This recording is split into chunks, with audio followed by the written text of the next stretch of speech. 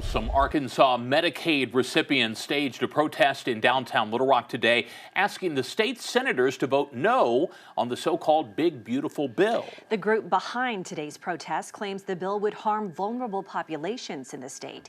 We spoke with them today about their concerns.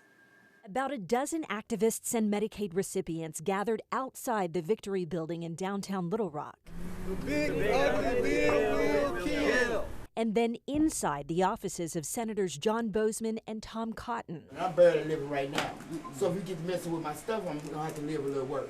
All with the same message. To vote no, because this is going to deteriorate Arkansas citizens so bad that we're not going to be able to come back from this. And for my senators, please vote no on this big, beautiful bill. Arkansas Community Organizations, the group behind today's protest, says the so-called Big Beautiful Bill would harm vulnerable populations by cutting into some of the nation's key safety net programs. Mainly the food stamps, Medicaid, and housing assistance. Norma Huffman says she's a recipient of all three. I'm a disabled single mother.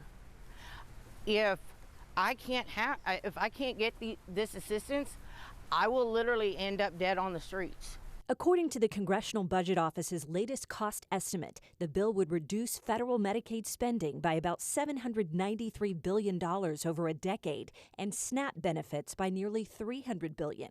One of the main drivers of these cuts is the mandate for eligible adults to meet work requirements.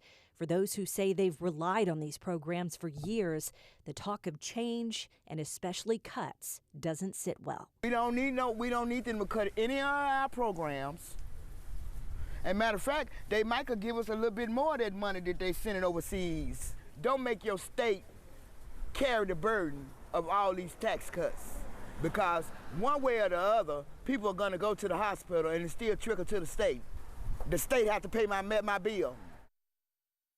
And we reached out to Senators John Boozman and Tom Cotton today for comment. We did not hear back from Senator Cotton, but Senator Boozman sent us this statement. He says work requirements for able-bodied adults are a fair and effective way to ensure SNAP and Medicaid benefits are directed to those who truly need them.